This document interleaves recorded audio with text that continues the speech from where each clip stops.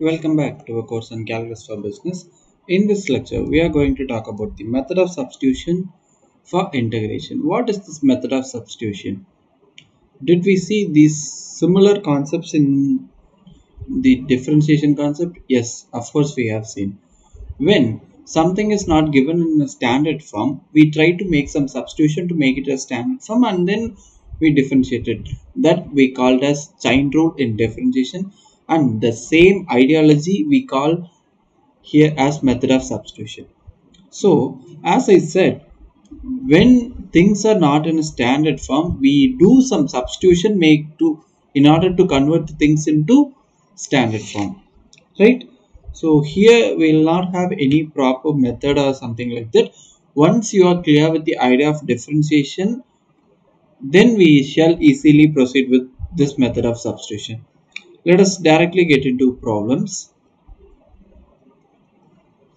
The first problem is evaluate by the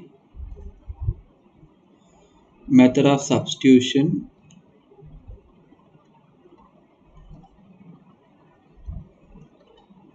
to the problem integral e power x minus e power minus x upon e power x plus e power minus x dx. So this is what we'll have to do.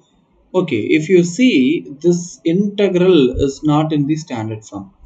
That is, it is not in one of the forms that we, it is not in one of the general forms that we have seen, right? So these are the general formulas that we have seen. If functions are of this form, then we can easily integrate it.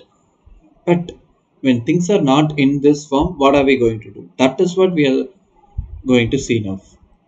Okay, so yes. Okay, how to make it?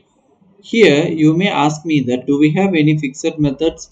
No, exactly, we don't have any fixed methods. It is just a trial and error method. Trial and error means we try something and see whether it works or not. If it doesn't work, then we'll try other one. Okay, so how to make a mere case? Look at the given function. We have two things, one in the numerator and the other in the denominator. So we shall try to take the entire thing in the denominator as some other variable. Okay, it is a trial. Okay, since it is a trial, I am writing it in another color.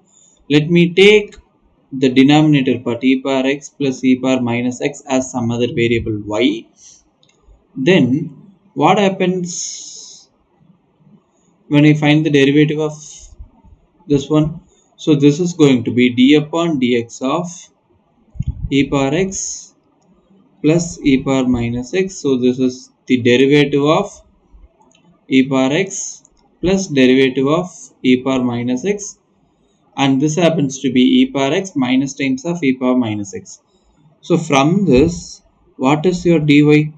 It is e power x minus e power minus x dx. So this is what, if you see, the entire thing in the numerator shall be replaced with dy and the things in the denominator shall be replaced with y. So our trial worked very well. So therefore the integral becomes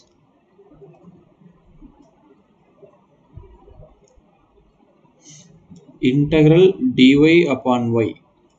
So if we have integral dx upon x, it is log x plus some constant c. Okay, instead of x we have y.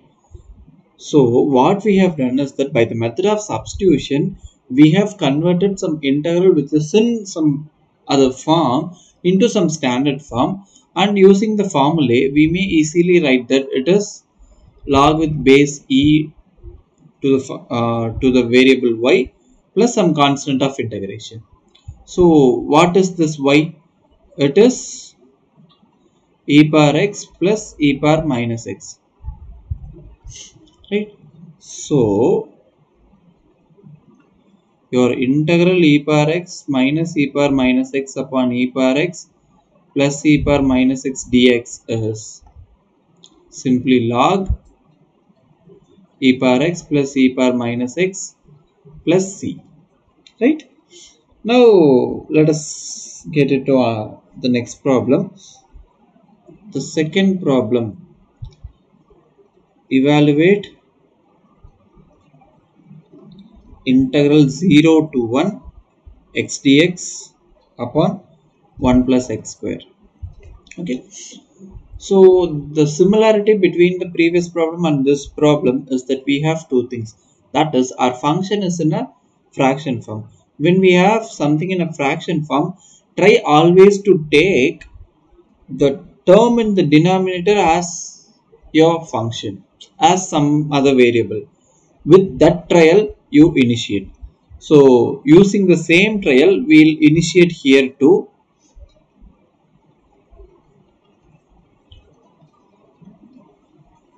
It is not always necessary that you have to give the variable y.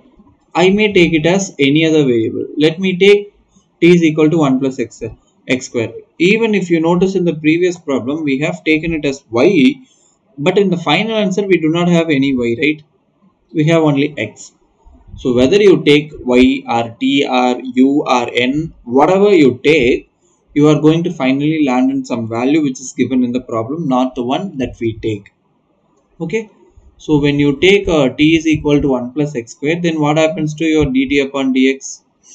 It is d upon dx of 1 plus x square, and this would give you 2x. So this very well tells you that your dt is 2x dx, but you have only x dx in the numerator. So when you need x dx, this gives you dt upon 2, right? Do the substitutions, and this limit is applicable for x. If you want to convert this to t, that you may do. If not, have it for x itself and do the way that I tell you now. So substituting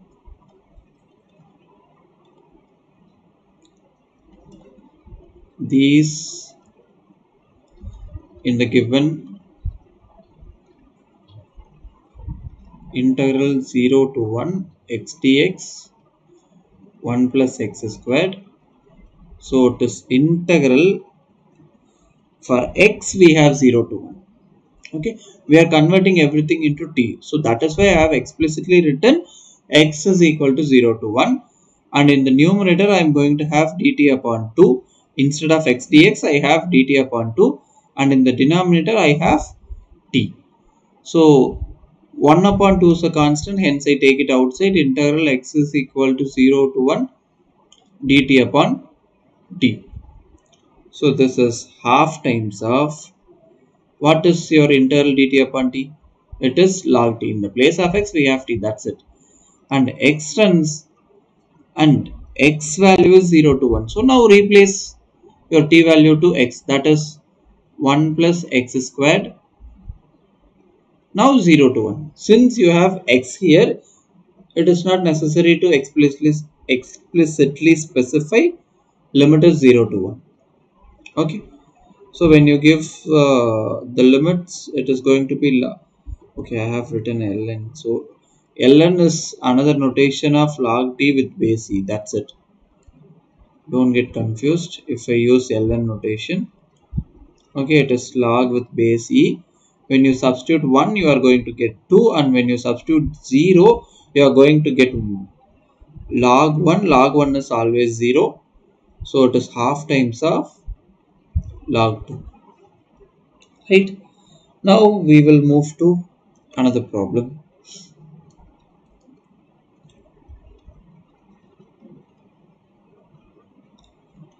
Let us evaluate integral under root 5x plus 3 and integral e power 7x dx. Let us start the solution. So let us take, since we have only one term which involves x, let us take that as, let Here let me take some other notation, right? We are free to make use of notations. 5x plus 3 I am taking. Then what happens to my du upon dx? It is 5, which very well tells me that du is 5 dx, and from this what is my dx? It is du upon 5.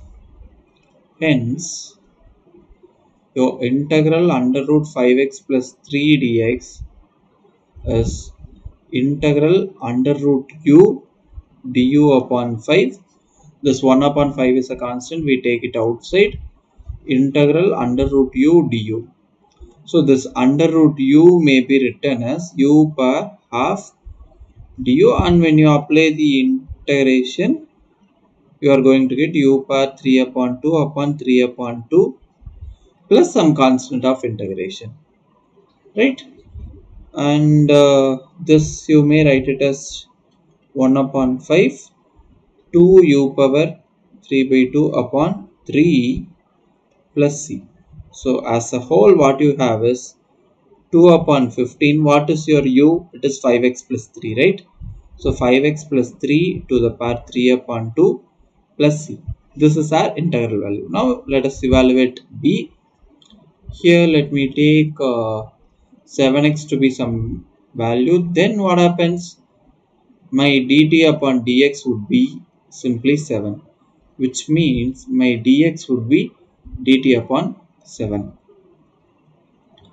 Hence my integral e power 7x dx becomes integral e power t dt upon 7. So this 1 upon 7 is a constant, we take it outside. Integral e power t dt. So this is simply e power t plus some constant of integration. What is t? It is e power 7x plus c. This is our integral value.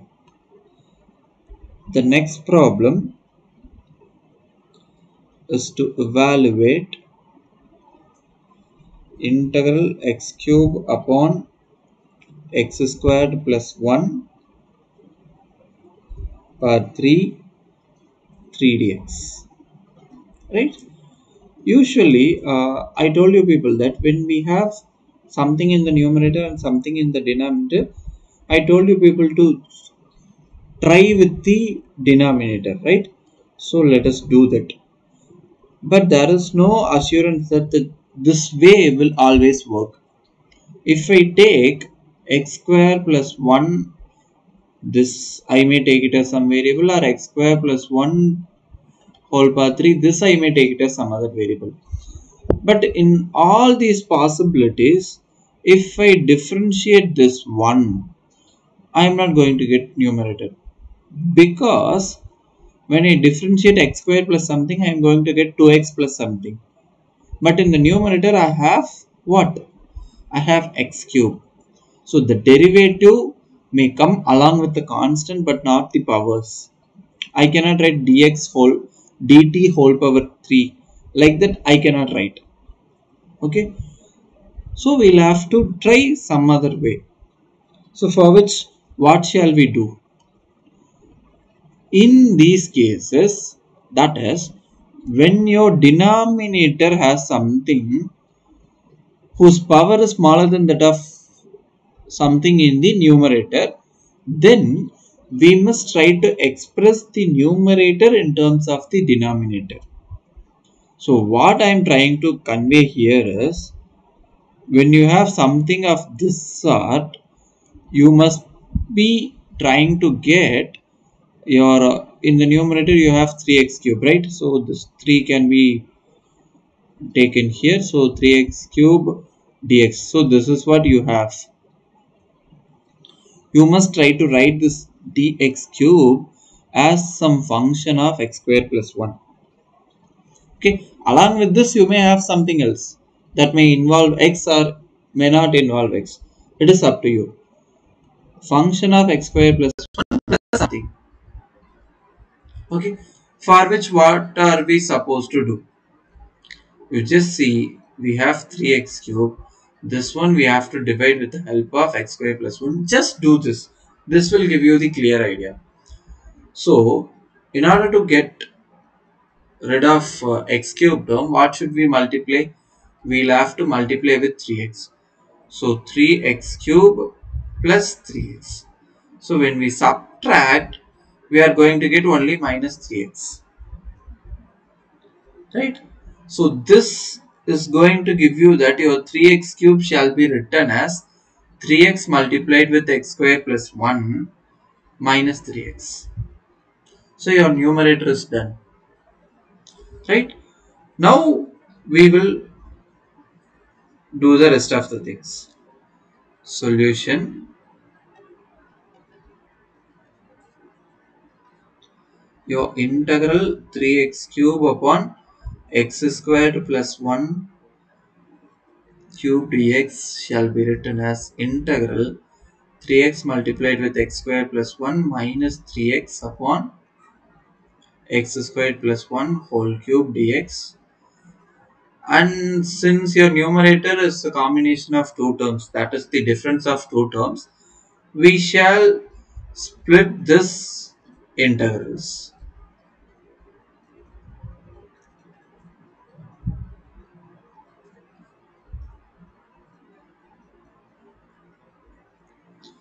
We have split this integrals. Now this one term and this one term gets cancelled and you are left with what? 3x upon x squared plus 1 whole squared dx minus integral 3x upon x squared plus 1 whole cube dx. Right? This is what we have. Now let us do the substitution. For the substitution purpose, what am I going to do is that I am going to take x squared plus 1 as some other variable t. Then my dt upon dx is 2x, which means my dx, okay, in the numerator I have x dx, right? So this tells me that dt is equal to 2x dx, and this again tells me that my x dx is dt upon 2. So when I do these things, when I plug these things into the integral, my integral 3x cube upon x squared plus 1 whole cube dx, this becomes from the first one. Okay, I think I should do it in different color for a better understanding. From the first one, 3 is a constant, let us take it outside. Instead of x dx, we are going to have dt upon 2. And instead of this x square plus 1 squared, we are going to have t squared. Right? And from the second one, okay, for the second one, let me use different color. From the second one, we are going to have 3 outside. So x dx shall be replaced by dt upon 2. And in the denominator, we have t cube. So this is what we have. Right? So this shall be written as 3 upon 2 integral dt upon t square minus 3 upon 2 integral dt upon t cube. Right? And this shall again be written as t power minus 2 dt minus 3 upon 2 integral t power minus 3 dt. So 3 upon 2, when you integrate it, t power minus 2 plus 1 upon minus 2 plus 1 minus 3 upon 2 t power minus 3 plus 1 upon minus 3 plus 1. Whether you have a single integration or a several integration, it is enough to add only one constant of integration. Even though each of your integral will contribute some constant of integration, when you add all these constant of integration, it is going to result in another constant, and the sum of all these constants is we denote it as c. That's it. Now if you do the things, it is 3 upon 2. So minus 1 you are going to get actually. So minus 2 plus 1 is again minus 1, and this is minus 3 upon 2, and you are going to have minus 2. So it is minus t power minus 2 upon 2 plus some constant of integration. Now we shall do the replacements. So let me do it directly. Instead of t, we will have x square plus 1, and if you have something in the numerator with negative power, that can be brought down. So this integral value is minus 3 upon 2 times of x square plus 1, and then minus multiplied with minus becomes plus, plus 3 upon 4 times of 1 upon x square plus 1 whole square plus some constant of integration, and this completes this problem. Fine. The next problem that we are going to see in this method of substitution is that integrate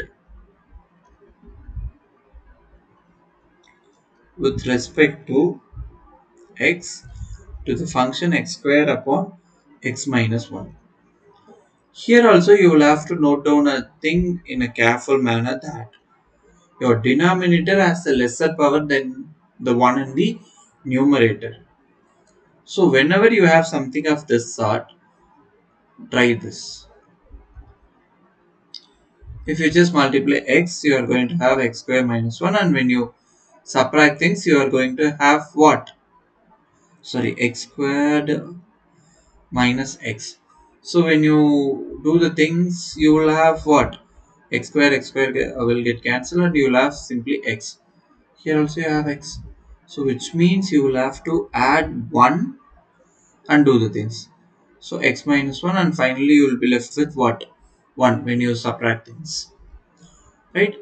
Here in the previous problem, we had x square here, which means if we get some power which is less than this, we can stop.